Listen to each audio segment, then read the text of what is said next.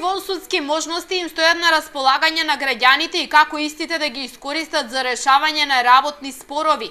Општина Велес денеска беше домаќин на работилница што има за цел да ги промовира принципите и начелата врз кои се темели мирното решавање на работните спорови. Земјава располага со обучени лица кои работат на решавање на споровите, а се обучени според програмата на Светската организација на трудот. 41 веќе ја побарале својата лиценца за помирувач или арбитар во работен спор.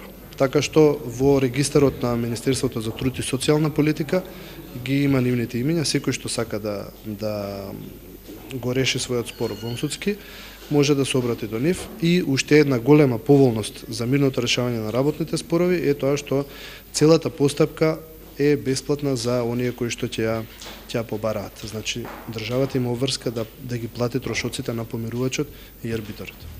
Работилницата ја организира локалниот економски социјален совет во соработка со правниот факултет. Вонсудскиот начин на решавање на работни спорови е многу побрз, поефикасен и поисплатлив, земејќи ги во предвид тековите на судските постапки.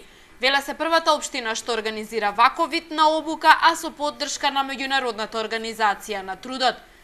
Правиме една работилница со нашите колеги од правниот факултет, на која ќе се обидеме да го доближиме мирното решавање на работни спорови до вработените и невработените лица на територијата на општина Велес, со тоа што истите ќе се запознаат со нивните права од работен однос, дополнително со нивните права кои се однесуваат на заштита на нивното вработување, нивните плати, нивната можност на добијат повеќе права преку колективното преговарање и слично.